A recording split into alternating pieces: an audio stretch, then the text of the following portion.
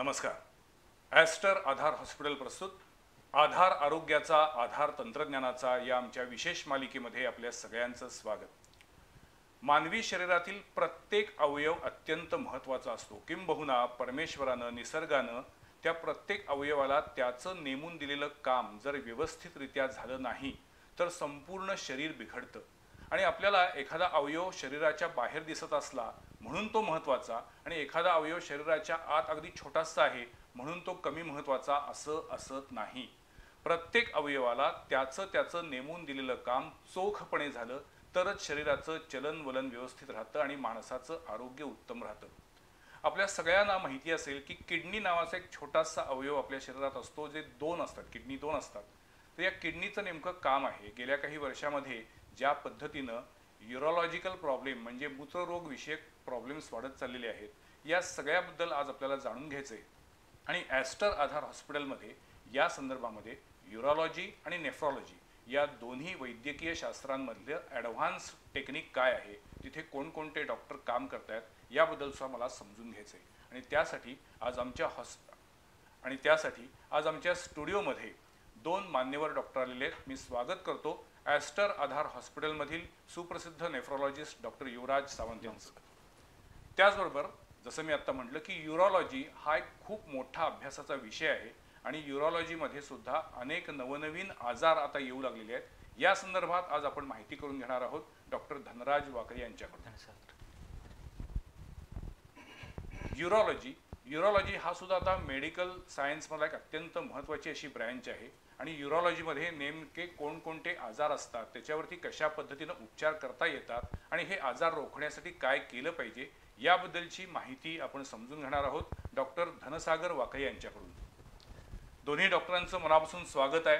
मी म्हटलं तसं की एक क्लिष्ट गुंतागुंतीचा विषय, मुळात मेडिकल सायन्स म्हणजेच क्लिष्ट असतं, गुंतागुंतीचं असतं. पण तुमच्या दोघांचंही काम असं आहे की दुर्दैवानं गेल्या काही वर्षामध्ये यातले पेशंट सुद्धा वाढत चालले आहेत. मला सुरुवातीला तुम्हाला विचारायचं आहे, आपण नेफ्रॉलॉजिस्ट आहात म्हणजे तुम्ही किडनी विकार तज्ज्ञ आहात. माणसाच्या शरीरात दोन किडनी असतात. सर्वसामान्यपणे किडनीचं काम काय, तर एक प्रकारे गाळप करणं, म्हणजे जशी गाळणी असती तशा पद्धतीनं किडनी गाळणीचं काम करतं. पण मग ह्या दोन्ही किडनी परमेश्वरानं माणसाला का दिलेल्या आहेत? एकाच किडनीवरती काम झालं नसतं का? आता ते दोन किडनी काय, आता ते निसर्गाची देण आहे, मतलब आहे दोन किडनी. पण एका किडनीवरती सुद्धा माणूस जिवंत राहू शकतो. बरं. ओके.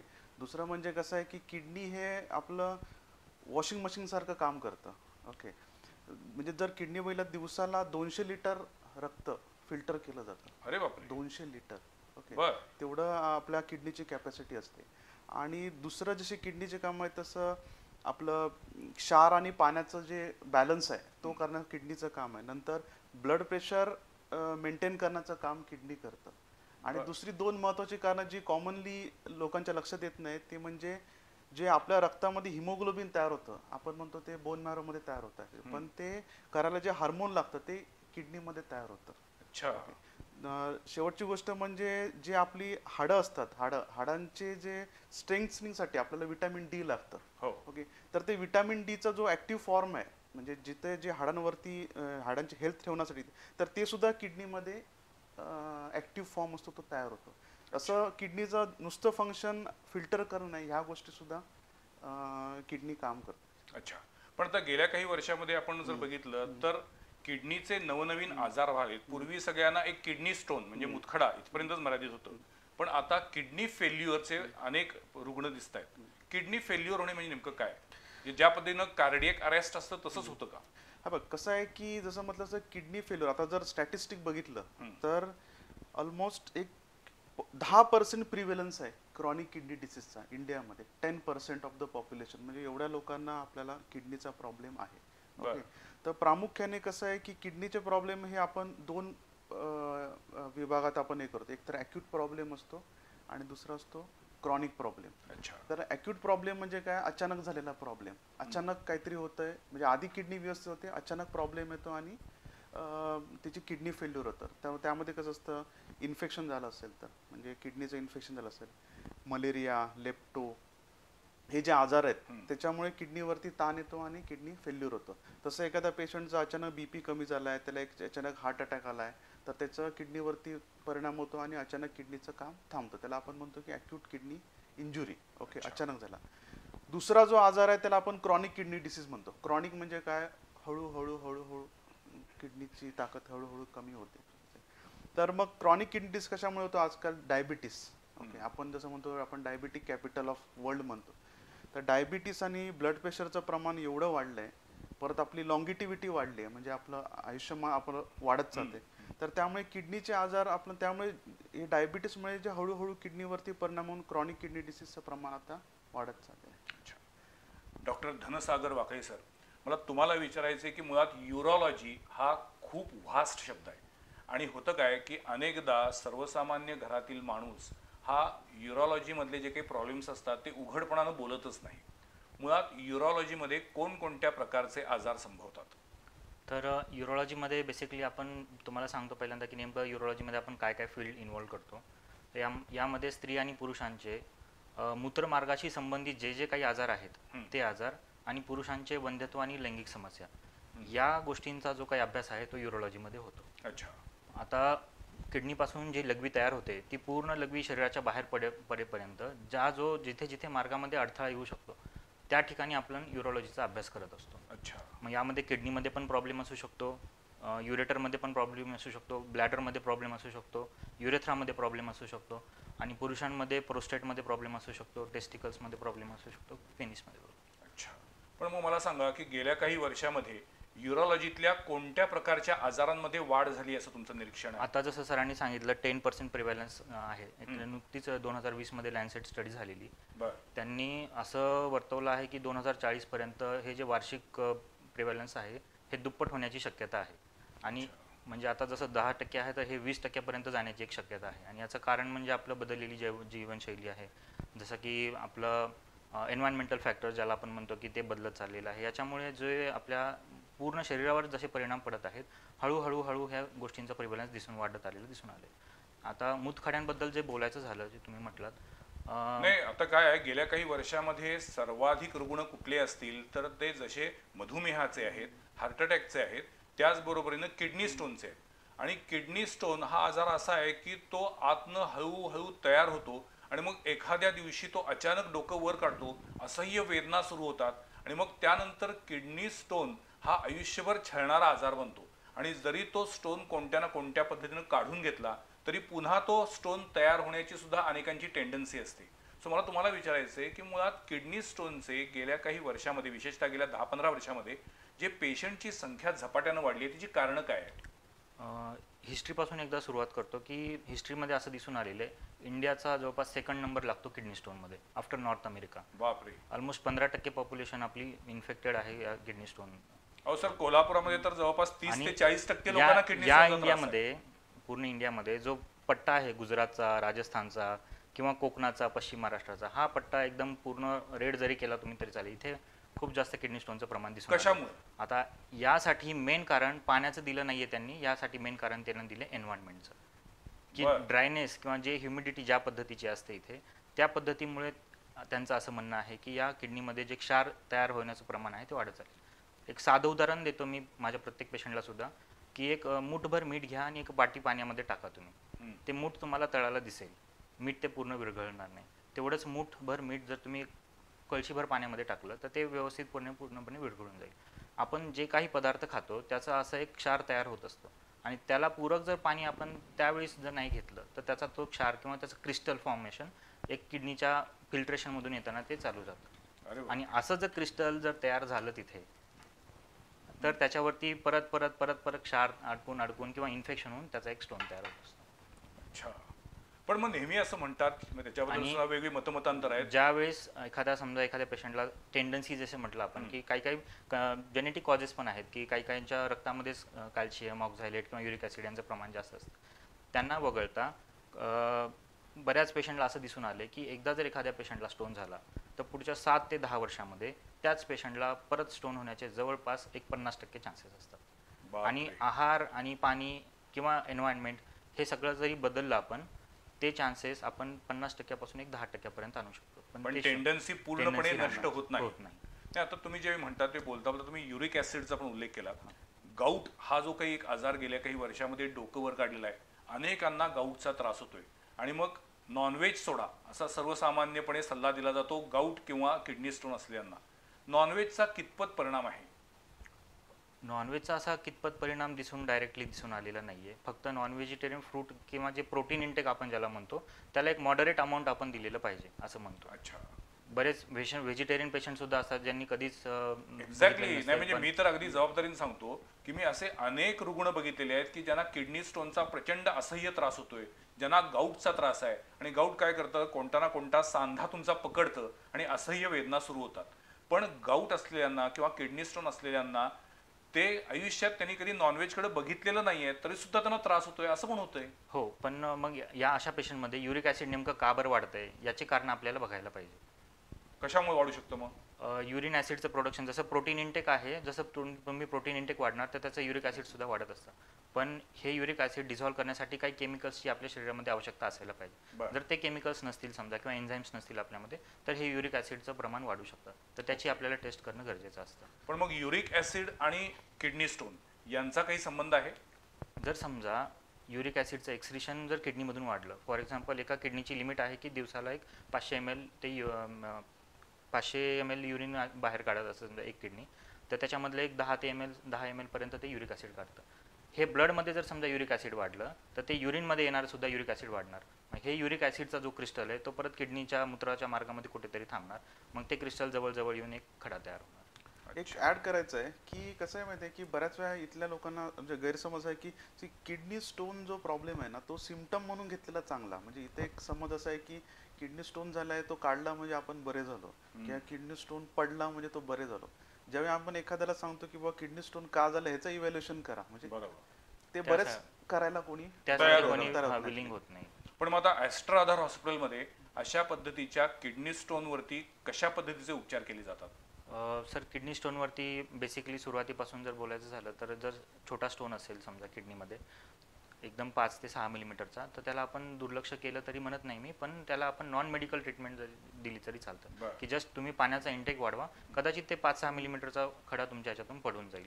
कारण मूत्रवाहिनी जी असते ज्याला आपण युरेटर म्हणतो त्याची जाडी 5 ते 6 मिलीमीटर असते.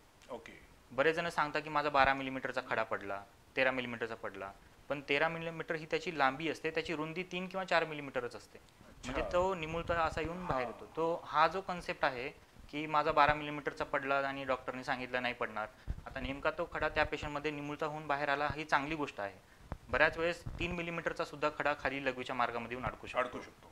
आणि तसं झालेलं आहे. आणि खडा जर अडकला तर तो किडनीला त्रास देणार, परत प्रेशर वगैरे सगळ्या बाकीच्या गोष्टी खराब करू शकतो. तर नेमकं जर अडकलेला खडा असेल तर त्याची 100% त्याला दुर्लक्ष करणं तर चुकीची गोष्ट आहे. त्याची ट्रीटमेंट घेतलीच पाहिजे. त्यानंतर जर किडनीचा 10 मिलीमीटरमध्ये किडनीमध्ये स्टोन असेल तर त्याला लिथोट्रिप्सी नावाचा प्रकार असतो. कुठला? लिथोट्रिप्सी, ज्याला ESW असं म्हटलं जातं. ज्याला आपण पेशंटला डेली सेशन दिले जातात 2 ते 3, ज्याच्यामध्ये आपण पेशंटला बोलवतो आणि बाहेरूनच त्या किडनीच्या स्टोनला फोकस करून त्याला फोडलं जातं. लेझरनं फोडलं जातं? लेझरनं नाही सर, एक शॉक वेव्ह लिथोट्रिप्सी असते ज्याच्यामध्ये एक प्रकारच्या वेव्स टाकल्या जातात ज्याच्यामध्ये त्या वेव्स त्या स्टोनला ब्रेक करतात. पण मग त्यावेळेला त्या वेव्ह ज्या आहेत त्या किडनीला अन्य ठिकाणी कुठे इजा करत नाही? असते सर, एक लेस दॅन 5% डॅमेज तो किडनीला करू शकतो. पण आपला जो टार्गेटेड पॉईंट असतो ना ते फक्त त्या टार्गेटेड पॉईंटला मॅक्झिमम त्याचा इफेक्ट दाखवतात.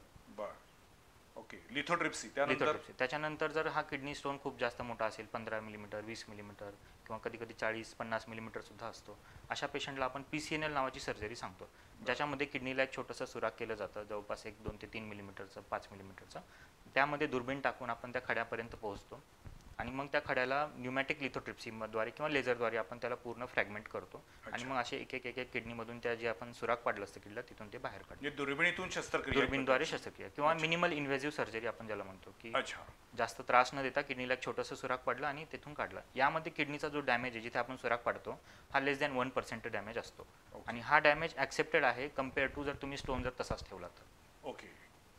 आणि RIRS नावाची एक सर्जरी ज्याच्यामध्ये 15 ते 20 मिलीमीटरचे स्टोन असतात, जे किडनीमध्ये सिच्युएशन. आपण मूत्राशयाच्या मार्गामधून एक फ्लेक्झिबल दुर्बीण असते आपल्याकडे, ती मूत्राशयाच्या मार्गातून आपण किडनीपर्यंत जातो, त्या खड्याला लोकेट करतो आणि मग तिथे लेझरद्वारे पूर्ण त्याचं रव्यासारखं किंवा मोहरीसारखं पावडर करून टाकतो आणि मग ते मूत्राशयाच्या मार्गातून पडून जातं.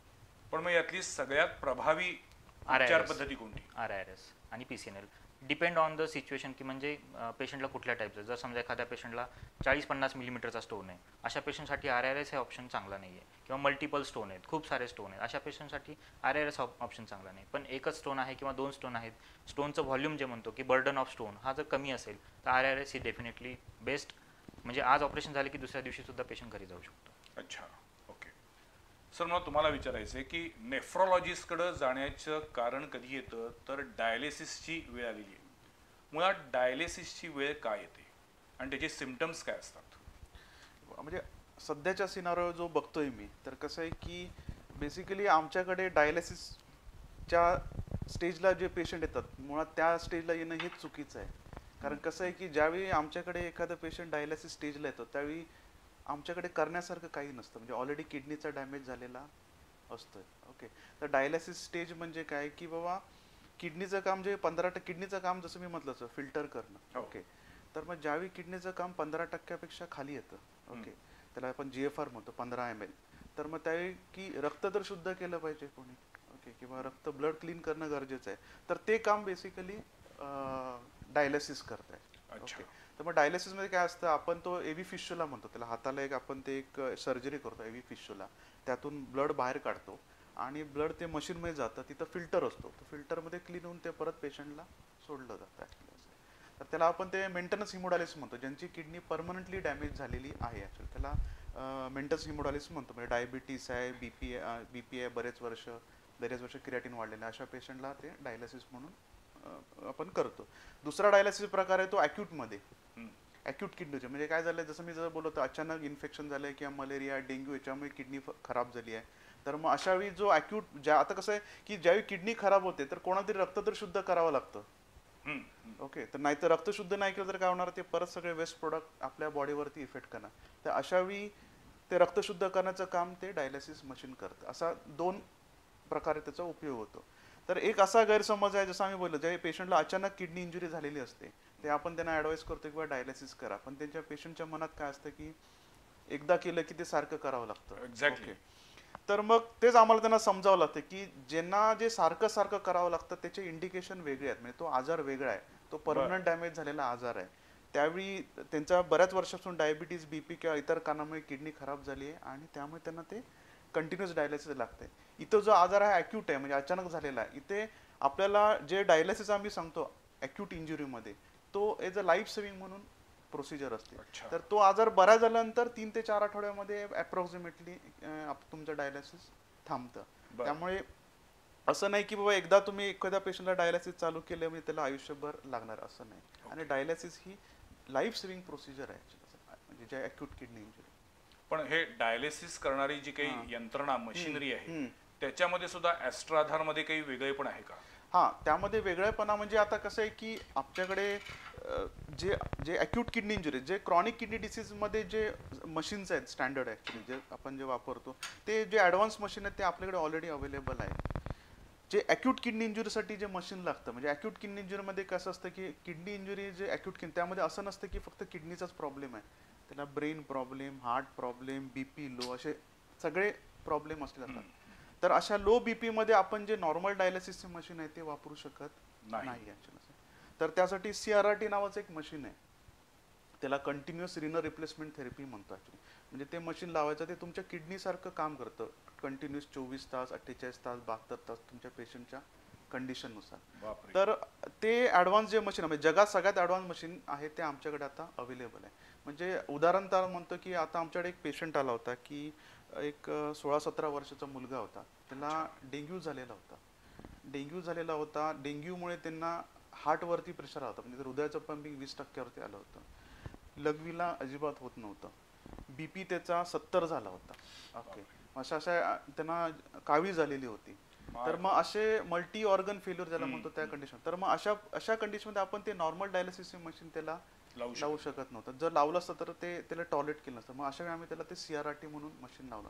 तर ते कसं आहे की CRT मशीन ते कसं स्लोली त्याला आम्ही एक 3 ते 4 दिवस ते मशीन म्हणजे ते नॉर्मल किडनी सारखं स्लोली काम करतं आणि त्याने यंग होता, त्याने चांगला रिस्पॉन्ड केला आणि तो पेशंट या कंडिशन मधून बाहेर आला. क्या बात आहे. ओके, तर ते आपण जे नॉर्मल डायलिसिस मशीन वापरून ह्या पेशंटला कधीही बरा करू शकलो.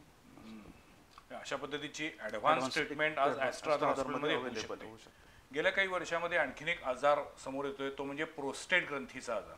म्हणजे जर एक 25-30 वर्षापूर्वी जर विचारलं असतं तर प्रोस्टेट ग्रंथी म्हणजे काय हे अनेकांना माहीत नव्हतं. प्रोस्टेट ग्रंथी म्हणजे नेमकं काय असतं आणि त्याचे कोणकोणते आजार होतात, त्याची लक्षणं कशी ओळखायची? प्रोस्टेट ग्रंथी ही मूत्राशयाच्या खाली असलेली एक जवळपास छोट्या लिंबूच्या आकारा एवढी आपली ग्रंथीमध्ये पुरुषांमध्ये एक ग्रंथी असते. या ग्रंथीचं मुख्य काम म्हणजे आपले जे शुक्राणू येत असतात, या शुक्राणूमध्ये ते एक पदार्थ सोडत असतो, त्याच्यामुळे त्याला व्हाईट कलर भेटतो आणि त्याच्यामुळे त्या शुक्राणूंचं जे एन्व्हायरमेंट आहे ते चांगलं राहतं. अच्छा. आणि ते एन्व्हायरमेंट मग त्या शुक्राणूला तिथे फर्टिलायझेशन करेपर्यंत त्याची मदत करत असतं. एवढं महत्त्वाचं काम आहे या प्रोस्टेट ग्रंथीचं. पण मग प्रोस्टेट ग्रंथी आणि वंध्यत्व यांचा काही संबंध आहे? नाही सर, तसं डायरेक्टली जर बघायला झालं तर नाहीच. बर. कारण वंध्यत्व जर म्हटलं आपण, हे वंध्यत्व टेस्टिसमधून जे स्पर्म तयार होतात मेनली हे त्याच्यावरती डिपेंड असतं. आणि जर समजा प्रोस्टेट ग्रंथीमध्ये जर रिकरंट जर एखाद्या पेशंटला प्रोस्टेटायटिस होत असेल यंग एजमध्ये, युजली प्रोस्टेटचे जे काही आजार आहेत की रिकरंट इन्फेक्शन होणे, प्रोस्टेटची वाढ होणे किंवा कॅन्सर होणे, हे 50च्या नंतरचे आजार आहेत. त्याच्यामुळे वंध्यत्वावरती त्याचा डायरेक्टली रिलेशन नाही आहे.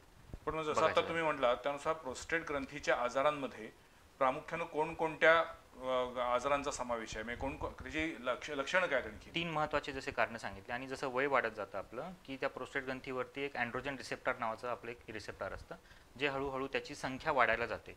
जसं आपल्याला बाल्डनेस येतो की आपलं टक्कल पडायला जातं, वय पडत नाही, कारण की इथले अँड्रोजन रिसेप्टर आपले लॉस व्हायला जातात. बर. तर त्या पद्धतीनेच हे अँड्रोजन रिसेप्टर त्या प्रोस्टेट ग्रंथीवरती वाढ व्हायला सुरुवात होते. म्हणजे काय की त्या ग्रंथीची जसं वय वाढतं तर आपलं वय वाढतं, त्याची साईज वाढायला जाते. आणि ही साईज वाढल्यामुळे मूत्राशयाचा जो मार्ग आहे, मूत्रनलिका ज्याला आपण म्हणतो, त्यावरती ते प्रेशर टाकलं जातं. आणि न कळत मग एका फ्लोमध्ये जशी लघवी व्हायला पाहिजे होती तशी होत नाही. त्याचे कारणं पण बरेच जातात किंवा सिम्पटम जसे म्हणतो आपण की नेमकं लक्षणं कसे ओळखायची प्रोस्टेट ग्रंथीची. तर पहिल्यांदा म्हणजे की पेशंटला वारंवार लघवीला जावं लागतं. नंतर पेशंटला एकदम अर्जंट मला लघवीला जायला पाहिजे असं वाटतं आणि रात्री कमीत कमी 2-3 वेळा 4 वेळेस ते पेशंटला लघवीला उठावं लागतं. आता बऱ्याच वेळेस असं होतं की हे प्रॉब्लेम आधी पण होते, पण अशी एक मनात संकल्पना आहे की हा कदाचित वयानुसार होणारा मला त्रास आहे किंवा मला शुगर आहे म्हणून कदाचित मला हा त्रास आहे की मला रात्री एखाद्या वेळेस 2दा वेळेस उठावं लागतं. रात्री एकदा जरी तुम्हाला उठावं लागले लघवीला तरी तो सुद्धा एक प्रॉब्लेम आहे. पण मला सांगा की एखादा माणूस पाणी भरपूर पितोय, म्हणजे आता अनेक डॉक्टर सांगतात भरपूर पाणी प्या, भरपूर पाणी प्या, म्हणून जर पाणी प्यायला आणि जर त्याला वारंवार लघवीला जायला लागत असेल तर तो आजार कसा होईल? तो आजार नाही म्हणायचा सर. पाण्याचा इंटेक आपण तसा बघून सांगू शकतो. लघवी केल्याच्या नंतर सुद्धा फक्त हेच नाही तर लघवी करताना सुद्धा लघवी तुटत होते, लघवीची स्पीड तेवढी नाहीये, लघवी एकदम जवळ पायावरच पडते. लघवी केल्यानंतर सुद्धा असं वाटतं की मला आता लघवी माझी अजून शिल्लक आहे, कारण मला लघवीला अजून जायला पाहिजे. ही जी भावना आहे ही भावना स्पेसिफिकली प्रोस्टेटच्या पेशंटमध्ये दिसून येते. अच्छा. जी की नॉर्मल पेशंटमध्ये की जे सारखं पाणी पितात आणि लघवीला जातात त्यांना ती दिसून येत नाही. मला मूलभूत प्रश्न विचारायचा आहे, जो अनेक डॉक्टरांना मी यापूर्वी विचारला, की खरोखर माणसानं किती पाणी पिणं रोजचं अपेक्षित आहे? कारण ह्याच्यावरती इतकी मतमतांतर आहेत. कोण म्हणतं दिवसातून 5 ते 6 लिटर पाणी प्या, कोण म्हणतं जेवढी तहान लागेल तेवढंच पाणी प्या. काय आहे नेमकं? सगळ्या गाईडलाईन्स सांगतात 2.5 ते 3 लिटर पाणी पिलं रोज. हेल्दी पेशंट 2.5 ते 3 लिटर पाणी पिलं. आणि हे पाण्याचं एक नवीन पण सांगतो मी आता, जसे आपली सायकल असते, आपण झोपतो उठतो सकाळी आणि बाकीचं, ह्या आपल्या किडनीची सुद्धा एक सायकल आहे जी की सकाळी 5-6 वाजल्यापासून सुरुवात होते आणि ती जवळपास संध्याकाळच्या 1-5-6 वाजेपर्यंत चालते. आणि या 12 तासामध्ये दर तासाला जर तुम्ही 100-150 ml पाणी प्यायला पाहिजे, त्यामुळे जे ते 2.5 ते 3 लिटर पाणी हे त्या पिरियडमध्ये कव्हर होतं. अच्छा. आणि नंतरचे जे 6 ते 10 किंवा 6 ते 9 टाइम याच्यामध्ये तुम्ही पाण्याचं लिमिट करायला पाहिजे. आपल्याकडे उलटा असतं. आपल्याकडे उलट संध्याकाळी 6 नंतर पाणी पिण्याचं लिक्विड इंटेक घेण्याचं प्रमाण वाढतं आणि त्यामुळेच आपल्याला रात्री पण मग कधी कधी जसं वय वाढत जातं तसं ते रात्री उठायला, हा जो कन्सेप्ट आहे पाणी पिण्याचा हा जर चेंज झाला आणि जर तुम्ही दिवसभरामध्ये हे जर पाण्याची सायकल कंप्लीट केली ना तर तुम्हाला त्या रात्री पिरियडमध्ये तहान सुद्धा नाही लागणार, कारण तुम्ही बॉडीची तेवढी गरज हे झालेली आहे. त्याची किडनीची सायकल मी सांगतो तुम्हाला की सकाळी 6 वाजल्यापासून ते संध्याकाळच्या 6 मोस्ट ॲक्टिव्ह, की जे त्याचं फिल्ट्रेशनचं काम आहे, युरिया क्रिएटिनिन बाहेर काढण्याचं काम आहे, शरीरातली जे काही घाण काम बाहेर काढण्याचं काम आहे ते आपण टाकत असतो. आणि हे सुद्धा जसं की आपण म्हणतो की जर तुम्हाला रात्री जागरण करायचं असेल तर तुम्ही काही खाऊ नका पण पाणी प्या. का? कारण की तुमच्या किडनी एक शटडाऊन मोडमध्ये गेलेल्या असतात, पण तुमची बॉडी ऍक्टिव्ह असते. त्यामधून तयार होणारं जे काही युरिया क्रिएटिनिन आहे का, ती प्रोसेस अजूनही चाललेली असते. मग त्या किडनीला ऍक्टिव्ह ठेवण्यासाठी तुम्हाला ते पाणी पिणं किंवा त्या किडनीला चालू ठेवणं गरजेचं असतं. तुम्ही इतकी महत्वाची माहिती दिली आहे आमच्या कोल्हापूरकरांना. हे सगळं समजून घेऊन ते प्रत्यक्ष कृतीत आणणं म्हणजे शिवधनुष्य उचलण्यासारखं असणार आहे. कारण आपल्याकडे संध्याकाळी 6-7 नंतरच कान हलतात आणि मग पार्टी सुरू होते आणि ते रात्री 11-12 पर्यंत चालू असतं. त्यामुळे किडनीवरती किती आपण प्रेशर टाकतोय हे आपण यातनं समजून घेतलं पाहिजे. म्हणजे यातला विनोदाचा भाग आपण वगळला तरी एकूणच आपल्या किडनीची जी एक सायकल आहे, जी नैसर्गिकरित्या काम करत असते किडनी, ती कशा पद्धतीने चालते ते आपल्याला सरांनी सांगितलं. नेफ्रॉलॉजिस्ट म्हणून काम करताना सगळ्यात म्हणजे आपण एक डायलिसिस बद्दल बोललो, त्याच्यापेक्षा अजून गंभीर कुठले आजार किंवा व्याधी असतात का? नेफ्रोलॉजीमध्ये आता कसं आहे की बेसिकली कसं आहे की किडनीचे आजार म्हणजे जर बघितलं तर सगळेच कॉम्प्लेक्स असतात. हो, खरं आहे. ओके, की असं नसतंय की बा किडनीचा आजार सिम्पल आहे असं होतच नाही actually असं आहे. तर मग एस्पेशली कसं आहे की इवन जर मी म्हटलं तर जर गंभीर आजार म्हटलं किडनीचा कुठला, तर मी म्हणेन की जो डायबिटीसमुळे ज्याला किडनी खराब झालेली आहे हा सगळ्यात गंभीर आजार आहे.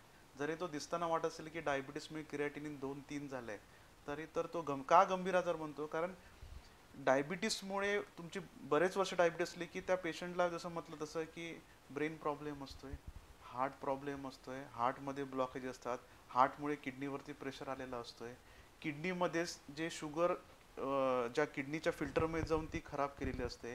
ज्या डायबिटीसमुळे काय असते की आपल्याला ॲथ्रोस्क्लेरोसिस म्हणतो, म्हणजे रक्तवाहिन्या घट्ट होतात, त्यामुळे किडनीला रक्तपुरवठा कमी झालेला असतोय. डायबिटीसमुळे बीपी आलेला असतोय, ते बीपी आणि तो परत किडनीवरती प्रॉब्लेम करतोय.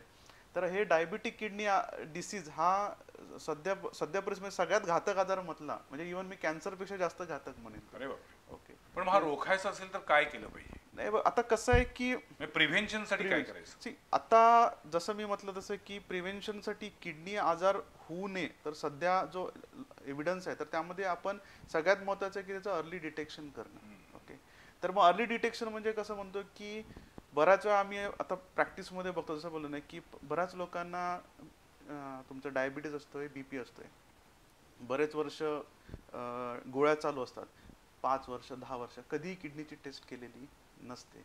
किडनीचा क्रिएटिन जी टेस्ट आहे ओके ती कधीच नाही, युरिन कधीच केली नसते, फक्त बीपी चेक करणं आणि शुगर करणं एवढंच फक्त चालू असतं. पण मग किडनीची अशा पद्धतीची टेस्ट कुणीही माणूस करू शकतो?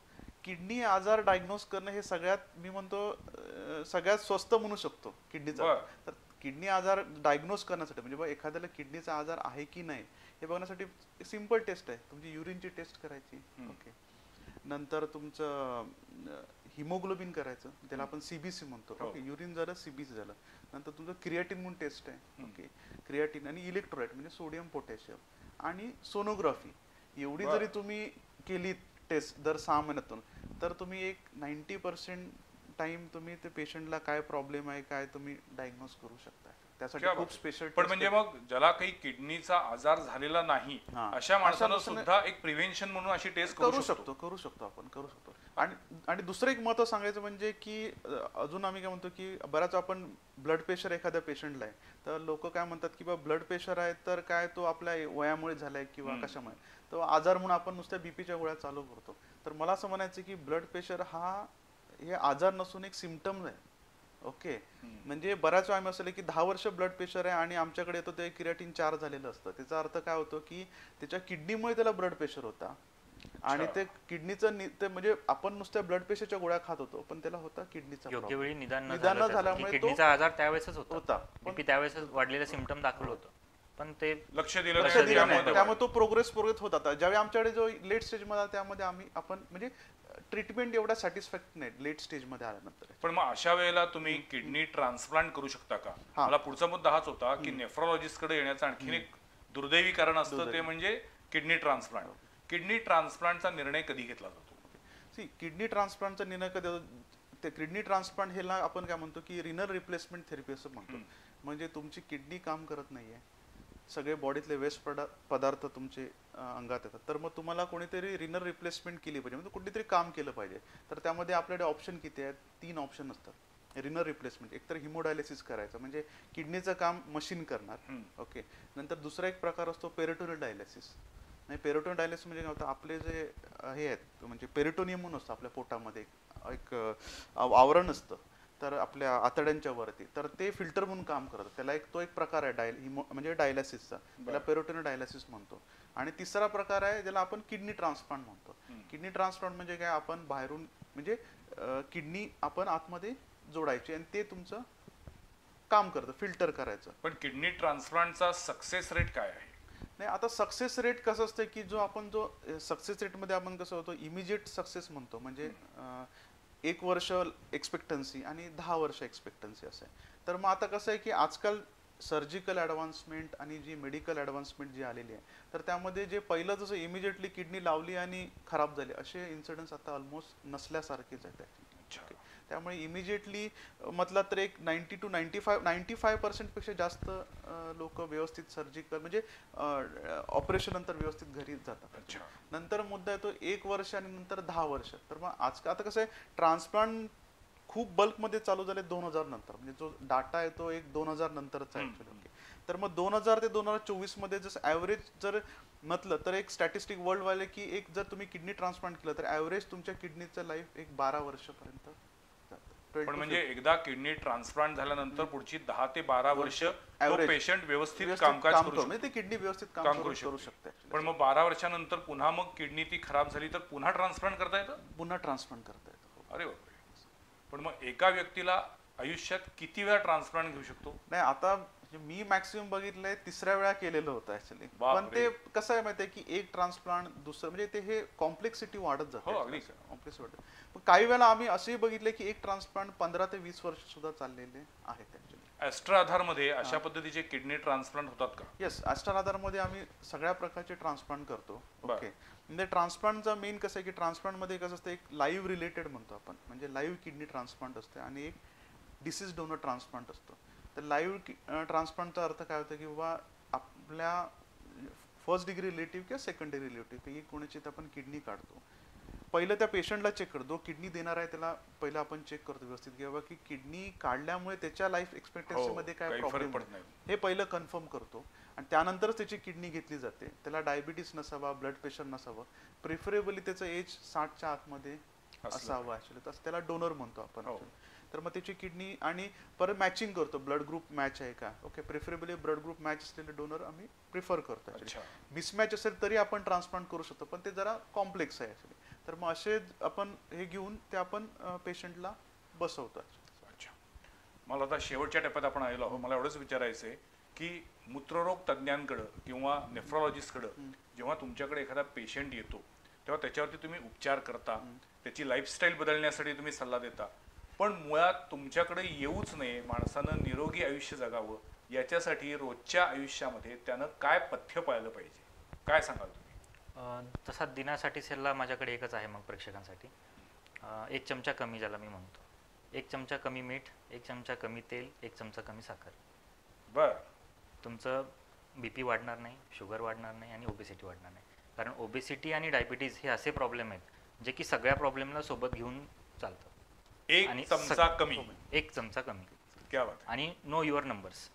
नो युअर नंबर्स जसं सरांनी सांगितलं, आपण एक 40 ओलांडली समजा की तुम्हाला तुमचं ब्लड प्रेशर किती आहे माहीत असलं पाहिजे, तुमचं शुगर्स किती आहे माहीत असलं पाहिजे आणि तुमचं वेट किती आहे तुम्हाला माहीत असलं पाहिजे. या जर 3 गोष्टीचा तुम्ही व्यवस्थित ट्रॅक ठेवला तर 70 ते 80% आजार तुमच्या आसपास सुद्धा फिरत नाही. जसं धनसागरने सांगितलं तेच त्याच्या पुढे जस्ट मी फक्त ॲड करतो. मी म्हणेन की किडनी आजाराचं जसं प्रिव्हेन्शन आहे त्या गोष्टी आपण त्या फॉलो करणं गरजेचं आहे, पण अर्ली डायग्नोसिस करणं फार गरजेचं आहे. Early diagnosis is the key. त्यामुळे रेग्युलर चेकअप करणं गरजेचं. रेग्युलर चेकअप कोणी करावा? ज्यांना डायबिटीस आहे, ब्लड प्रेशर आहे, ओके, ज्यांच्या फॅमिलीमध्ये किडनीचा आजार आहे, ओके, ज्यांचं वय 60 वर्षापेक्षा जास्त आहे, अशा लोकांनी जरी काही प्रॉब्लेम नसेल तरी रेग्युलर चेकअप करत राहणं. म्हणजे काय, किडनीचे आजार याच्यामध्ये सुद्धा वंश परंपरा असू शकते. हो, किडनीचे आजार जेनेटिक सुद्धा असतात. अच्छा, बरेच आजार किडनीचे जेनेटिक असतात. ते आणि ते कसं असतं की त्याला सगळ्यात कॉमन असं म्हणतो त्याला autosomal dominant polycystic kidney disease म्हणतात. ते बरेच आजार आहेत ॲक्च्युली, पण तो कॉमन ADPKD म्हणतो त्याला. तर ते जीन्स म्हणजे फॅमिलीमध्ये ते फर्स्ट जनरेशन नेक्स्ट जनरेशनमध्ये स्प्रेड होतं. खरं तर कोणत्याच माणसाला कधीच कोणत्या डॉक्टरांकडे जाण्याची वेळ येऊ नये असं म्हणतात की हॉस्पिटलची आणि कोर्टाची दोन्हीचीही पायरी चढायची वेळच येता कामा नये, पण दुर्दैवानं तशी वेळ आलीच तर डॉक्टर सावंत किंवा डॉक्टर वाकळे यांच्यासारखे तज्ज्ञ डॉक्टर आज ॲस्ट्रा आधार हॉस्पिटलमध्ये आहेत.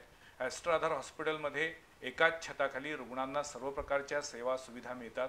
कोल्हापूर नव्हे तर पश्चिम महाराष्ट्र, उत्तर कर्नाटकातील हजारो लाखो पेशंटसाठी वरदायी ठरलेलं ॲस्ट्रा आधार हॉस्पिटल, या हॉस्पिटलच्या वतीनं आम्ही ही मालिका याचसाठी करतोय की आपल्यामध्ये एक अवेअरनेस यावा. कोणताही आजार कोणाला नकोसाच असतो, पण दुर्दैवानं तो आजार आला तर घाबरून जाऊ नये, गांगरून जाऊ नये, तर त्याला कशा पद्धतीनं सामोरं जाता येतं, कोणकोणत्या पद्धतीनं उपचार केले जाऊ शकतात याबद्दलची माहिती आपल्यापर्यंत पोहोचावी, यासाठी आमचा हा प्रयत्न आहे. आज या एपिसोडमध्ये डॉक्टर सावंत आणि डॉक्टर वाकळे सहभागी झाले आणि त्यांनी एका अत्यंत गहन विषयावरती साध्या सोप्या शब्दामध्ये माहिती देण्याचा प्रयत्न केला. याबद्दल मी या दोघांचे मनापासून आभार मानतो. धन्यवाद.